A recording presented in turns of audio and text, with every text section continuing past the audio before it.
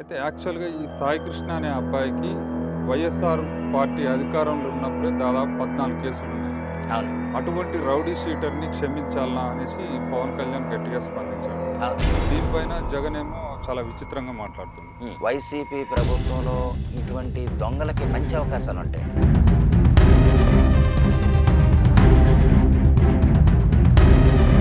అయితే పవన్ కళ్యాణ్ ఎలక్షన్‌లో కాపులను వాడుకున్నాడు. తర్వాత కాపులను పట్టించుకోవట్లేడు అనేసి అంబటి రాంబాబు చాలా ఫైర్ అయ్యాడు పవన్ అవును. కళ్యాణ్.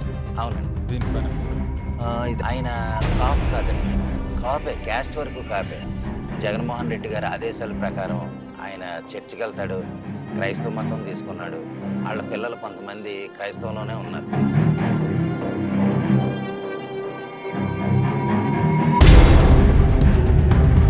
మన కాపోడు, మన కమ్మోడు, మన రాజు, మన రెడ్డి అనుకున్నంత కాలం ఈ కులాల సమస్యల మీద కులాలతో ముందుకెళ్ళేంత కాలం ఏ రాష్ట్రము, ఏ దేశము బాగుపడదండి. వైసీపీ గుండాలకు కూడా చెప్తున్నాను. ఒకవేళ పొరపాటున by sake, by any means ఒకవేళ వాళ్ళ ప్రభుత్వం వచ్చినా సరే వాళ్ళ తాట తీస్తానండి. వీళ్ళు వైసీపీలో ఉన్న మంత్రులు కానీ, ఎమ్మెల్యేలు కానీ, ఎంపీలు ఎవరు చూసినా సరే జేబులు కొట్టేవాళ్ళు అగరు.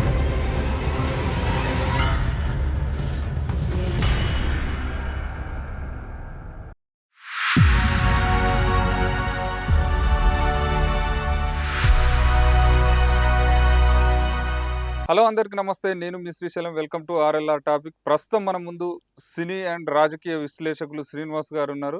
నమస్తే సార్. నమస్తే అండి. నమస్తే. సార్, ప్రస్తుతం ఆంధ్రప్రదేశ్‌లో ఒక హాట్ టాపిక్ అయితే నడుస్తుంది. ఈ హ్మ్. సాయి కృష్ణ మిస్సింగ్ కేసు గురించి. అవునండి. అంటే దానిపైన మీరేమంటారు సార్?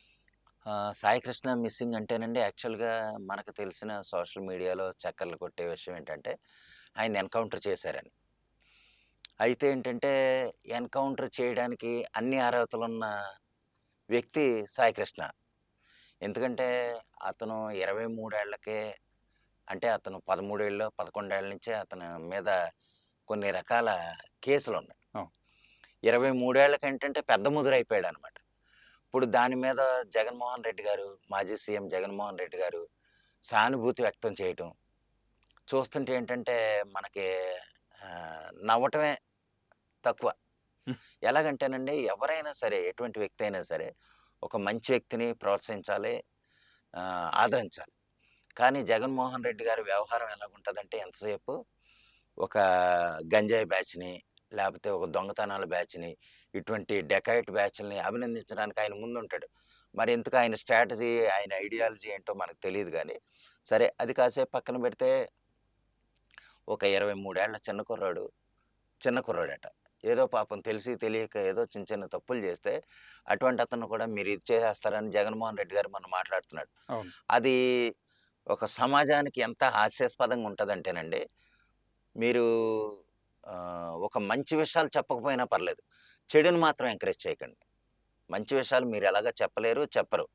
కానీ అదే సమయంలో ఒక దొంగల్ని, కేడీగాళ్ళని, డకాయిట్‌గాళ్ళని ప్రోత్సహించి వాళ్ళని వా ఓదార్చడానికి ఇంటికెళ్ళిపోయి, వాళ్ళ కుటుంబాన్ని దగ్గర చేసుకొని చేయకండి. ఎందుకంటే, ఈ రాష్ట్రంలో లేదా ఈ సమాజంలో దొంగల్ని దొంగల ముందుండాలా? లేపోతే మంచోళ్ళు ముందుండాలో జనాలకే తెలియట్లే. ఎందుకంటే, జగన్మోహన్ రెడ్డి ఆదరించారంటే ఆయన వర్గం అంతా కూడా అటువంటోళ్ళేనేమో అన్నట్టుంటది. ఏదేమైనా దానికి పవన్ కళ్యాణ్ గారు మంచి కౌంటర్ ఇచ్చారండి, నేను చూసాను. హ్మ్. మీరు చూసుంటారు. అవును. అదేంటంటే, పాపం 23 ఏళ్ల కుర్రాడు ఏదో పాపం బీర్ తాగి, మందు కొట్టేసి, ఏదో బీర్ సీసాతో పీక దగ్గొట్టేస్తే, అదేం తప్పు చేశాడు అని కొంచెం వ్యంగ్యంగా ఆయనకి మంచి కౌంటర్ ఇచ్చారు. అవును. ఏదేమైనా సరే జగన్మోహన్ రెడ్డి గారు, మీరైనా సరే మంచి వాళ్ళని మంచిగా ప్రోత్సహించండి. దానివల్ల ఏంటంటే మంచి వాళ్ళని మంచి అనేది బతుకుద్ది. ఇప్పుడు మీరు అటువంటి దొంగ వాళ్ళని, కేడీగాళ్ళని ప్రోత్సహిస్తే గనక మీ సామ్రాజ్యం, మీరు, మీ వ్యవస్థలు అన్నీ అవేనేమో అనుకుంటారు. అందువల్ల ఏంటంటే మీరు ఆల్రెడీ ఒక 5 సంవత్సరాలు ఒక బంపర్ మెజారిటీతో 150 సీట్లు గెలుపొందిన మీరు, ఒక 5 సంవత్సరాలు ప్రజలు మీకు అధికారం ఇస్తే, దాన్ని మీ అవగాహన రాహిత్యం వల్ల, మీ చేతగానితనం వల్ల 151 నుంచి 11 సీట్లకి ఎలాగ పడిపోయారో, ఎలా జనాలు పడగొట్టేశారో మీకు ప్రత్యేకంగా చెప్పనవసరం లే. ఇకనైనా సరే, ఒక మంచి వాళ్ళని ప్రోత్సహించే విధంగా మీరు ముందుకెళ్ళాలని, అటువంటి సాయి కృష్ణ లాంటి వాళ్ళు సమాజంలో బతకటం వల్ల చాలా ప్రమాదం అండి. ఇక్కడ ఏంటంటే కొంతమంది మనకి కొన్ని మిస్‌అండర్‌స్టాండింగ్స్ ఎలాగొచ్చేస్తున్నాయంటే కమ్యూనికేషన్ గ్యాప్ వచ్చేస్తుంది. ఎలా గ్యాప్ వస్తుంది? సాయి కృష్ణ అనే అతను ఎవరో మనకి చాలా మందికి తెలీదు. అవును. ఒక 90% ప్రజలని సాయి కృష్ణ అనే అతను ఎవడో, ఏం చేస్తాడో తెలీదు. ఇప్పుడు ఆ విజయవాడ సరౌండింగ్ ప్రజలకైతే ఐడియా ఉంటది. కొంతవరకుంది.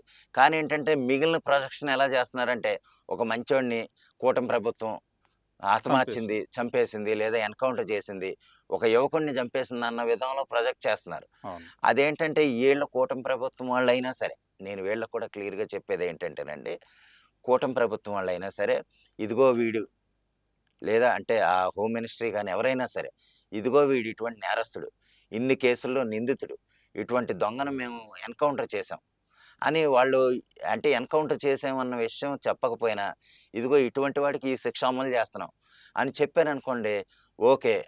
కూటమి ప్రభుత్వం ఏదో ఆదిత్యనాథ్ గారు ఉన్నారు గదా! యూపీ ప్రభుత్వం. యెస్. వాళ్ళు చేశారు. ఆయన కూడా అలాగే చేస్తున్నాడు కదా! ఈళ్ళు కూడా శభాష్! ఇటువంటి దొంగ వేధవలందరిని ఏరి పారేస్తున్నారు ఈళ్ళు, హతమారుస్తున్నారని ఒక మంచి ఇమేజ్ వస్తదండి.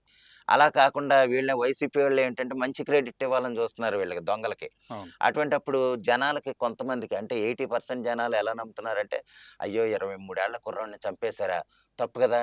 కూటమి ప్రభుత్వం చాలా తప్పు చేస్తుంది గదా! అన్న విధంగా వైసీపీ వాళ్ళు దాన్ని ప్రొజెక్ట్ చేస్తున్నారు ఆ న్యూస్‌ని. కానీ ఏంటంటే, అదే సమయంలో ఎవరినైనా ఏదన్నా చేసే సందర్భాలొచ్చినప్పుడు, వీళ్ళని కూడా అమ్మా! ఇటువంటి ఇటువంటి నేరాలు చేసినోడీడు. ఈడు 23 ఏళ్ళైనా సరే 10 మందిని చంపేశాడు. అందువల్ల ఈడికి మరణ శిక్ష లేదా ఎన్‌కౌంటరే తగిన శిక్ష. ఇటువంటోడు భవిష్యత్తులో ఎవడైనా ఇలా చేస్తే గనక వాడిని కూడా ఇలాగే హతమారుస్తామని క్లియర్‌గా చెప్పేసారనుకోండి, అది ఫాలో అయిపోతారు. ఇంకా ఇలా తప్పు చేయాలి అన్న ఆలోచనొచ్చినోడు కూడా భయపడతాడండి. అందువల్ల ఏంటంటే, ఏది చేసినా సరే అది మంచే చేస్తున్నారు గాబట్టి, ఆ మంచిని గూడా గొప్పగా చెప్పుకోవాలని నేననుకుంటున్నాను. ఏదో ఆళ్ళేదో, లేదంటే జగన్ గారి మాటలే నమ్మే అవకాశం ఉంటదండి. జగన్ గారి మాటలు నమ్మామంటే గనక జనాలు కూడా మా మా మోసపోయినట్టే. అలాగా కూటమి ప్రభుత్వం గూడా ఎవరినన్నా అలా చేసినప్పుడు, ఇటువంటి నిందితుడికి మేము ఈ శిక్ష అమలు చేసాం.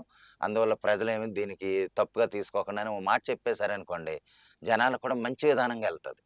అంటే జగన్మోహన్ రెడ్డి అన్న మాటల్ని వీళ్ళే తిప్పికొట్టినట్టుంటది. ఆ విధంగా పవన్ కళ్యాణ్ గారు మొన్న స్పీచ్ చూస్తే గనక, వైసీపీ గూండాలకు కూడా చెప్తున్నాను. అవును. వైసీపీ గూండాలకు కూడా చెప్తున్నాను. ఒకవేళ పొరపాటున by sake, by any means ఒకవేళ వాళ్ళ ప్రభుత్వం వచ్చినా సరే వాళ్ళ తాట తీస్తానని జెప్పాడు. అలాగేంటంటే ఒక దురుసుగా, ఒక దొంగ వెధవల దృష్టిలో ఆయన పడ్డాడంటే గనక, తప్పు చేయటానికి చాలామంది భయపడతారండి. అంటే వాళ్ళ వృత్తయినా సరే, వద్దురా మనం ఈ కూటమి ప్రభుత్వంలో ఉండగా ఈ విధంగా ఎళ్ళామంటే మనల్ని హతమారుస్తారు, మనకు జీవితం లేకుండా పోతదని భయపడి, ఆ వృత్తిని వదిలేసుకొని మంచి జీవితంలోకి, మంచి మార్గంలోకొచ్చారనుకోండి, అది మంచిదే. ఏదేమైనా సరే ఒక మనిషిని, అంటే ఒక నిందితుడు అని చెప్పి ప్రొజెక్ట్ చేసి, అతనికి తగిన శిక్ష విధిస్తే గనక నలుగురికి తెలుస్తది. దానివల్ల నలుగురు భయపడతారు. తప్పు చేయటానికి భయపడతారనేది నా ఉద్దేశం అండి.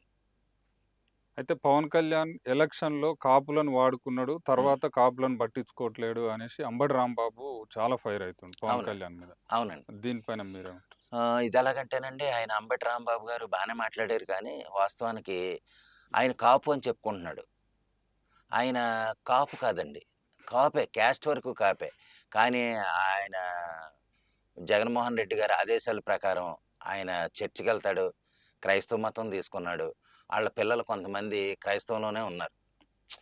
ఇది కాపు అంటే ప్రతి సందర్భంలోనూ కాపు, కాపు, కాపు అనంటే, ఆ కాపులేమన్నా ఆయన్ని ఆదరించేసి, ఆయన్ని నెత్తి మీద పెట్టేసుకుంటారేమో అని అనుకుంటాడు. యాక్చువల్‌గానండి ఇక్కడ ఏ కాపు, తన సొంత కాపు అయినా సరే వాళ్ళనేమి ఇచ్చేయరు. అతను మంచోడా కాదా? ఇప్పుడు సపోజ్ పవన్ కళ్యాణ్ గారు మంచోడనుకోండి, అతని వెనకే ఉంటారు. అతను మంచోడు వెనకాల ఉండటానికి అతను కాపే అవసరంలా. చౌదరి ఉంటారు, రాజు ఉంటాడు, రెడ్డి ఉంటాడు, ఎవరైనా ఉంటారు. అందువల్ల ఇది తప్ప, ఇప్పుడు మనకి ఇప్పుడు మంచి చేసేవాడికి కాపు లేపోతే కమ్మతో సంబంధం ఏముందండి? అవునా కదా? అవును. అతను మంచోడా? మనకు మంచి చేస్తున్నాడా లేదా? మన మంచి కోసం ఆయన పరిపాలిస్తున్నాడా లేదా? మన కోసం నిలబడ్డాడా లేదా? అనేదే చూస్తారక్కడ. అది ప్రజలు చూసుకోవాలి గానీ, మన కాపోడు, మన కమ్మోడు, మన రాజు, మన రెడ్డి అనుకున్నంత కాలం, ఈ కులాల సమస్యల మీద కులాలతో ముందుకెళ్ళేంత కాలం, ఏ రాష్ట్రము, ఏ దేశము బాగుపడదండి. ఏ దేశం కూడా, ఏ రాష్ట్రం కూడా బాగుపడదు. కులాలు వదిలేసుకోవాలి.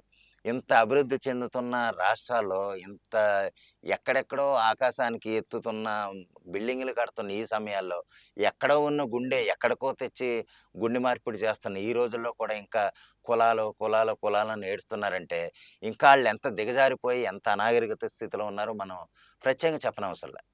దానివల్ల ఏంటంటే, మా కాపులకి పవన్ కళ్యాణ్ అన్యాయం చేస్తున్నాడు. ఇంకా అయి వదలండిరా నాయన. అయి వదలండి కొంచెం.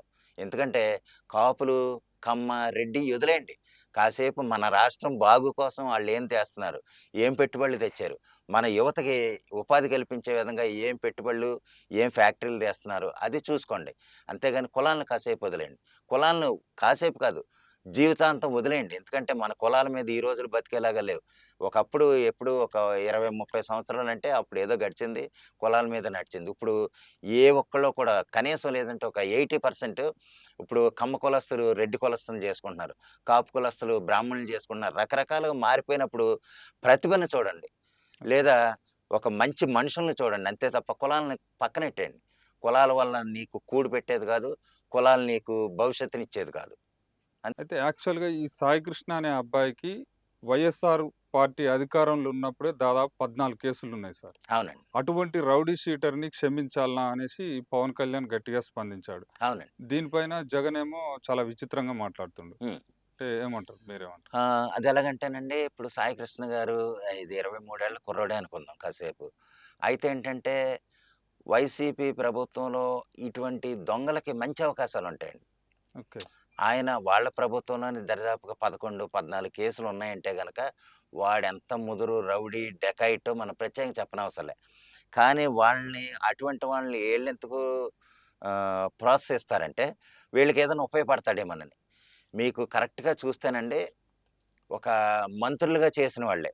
మనకెవ్వరైనా ఇప్పుడు కొడాలి నాని, బోరుగడ్డ అనిలు, నందిగం సురేషు, లేపోతే అనిల్ కుమార్ యాదవ్, ఇలా కొంతమంది మంత్రులున్నారు.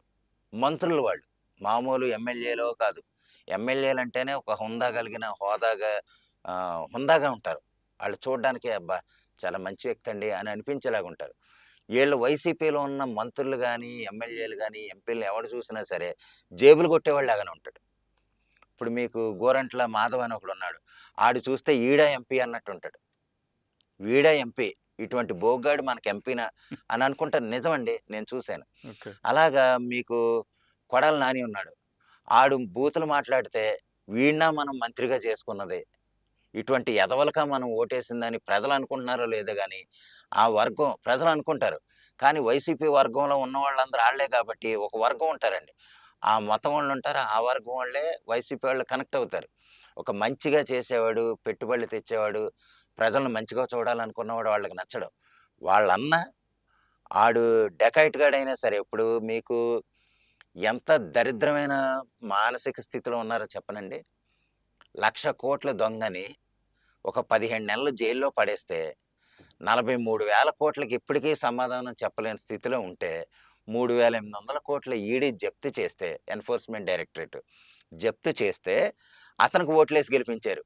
అంటే ఎంత భావదరిద్రంలో రాష్ట్ర ప్రజలంటే ప్రజలందరూ కాదు. అతని వర్గం ఉన్నారో ఆలోచించండి.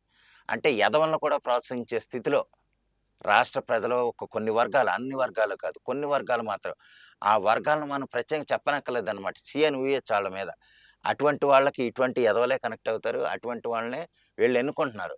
దానివల్ల 5 సంవత్సరాలు వెనక్కిపోయామండి. మన పోలవరం ప్రాజెక్ట్ ఆగిపోయింది ఆంధ్రప్రదేశ్‌లో. ఓకే. పోలవరం ప్రాజెక్ట్ ఆగిపోయింది. ఒక్క రాజధాని లేదు. ఇప్పుడు మళ్ళీ కొత్తగా అమరావతే మన రాజధానిరా అని దేశ ప్రజలందరూ మెచ్చుకొని, దేశంలో ఉన్న రాష్ట్రాలన్నీ మెచ్చుకొని, హోంమంత్రిత్వ శాఖ కూడా, ప్రధానమంత్రి శాఖ కూడా అన్నీ ఆమోదం. కూడా అమరావతే మన రాజధాని చెప్తుంటే మావిగన్నని చెప్తున్నాడు మొన్న. అంటే ఇటువంటి తుగ్లక్‌గాళ్ళని పెంచి లేదా ఆదరించే ప్రజలున్నారు చూసారా? కొంతమంది వర్గాలు. అటువంటి భావజాలం ఈ రాష్ట్రానికి చాలా దరిద్రం అండి. చాలా దరిద్రం అన్నమాట. దానివల్ల రాష్ట్రం ఎట్టి పరిస్థితుల్లోనూ ముందుకెళ్ళదు. ఆళ్ళు అవసరమైతే ఏంటంటే క్యాస్ట్‌ని బయటికి తీసుకొస్తారు. కుల రాజకీయాలు చేసైనా సరే వాళ్ళకి దెబ్బ కొట్టడమే ముఖ్యం.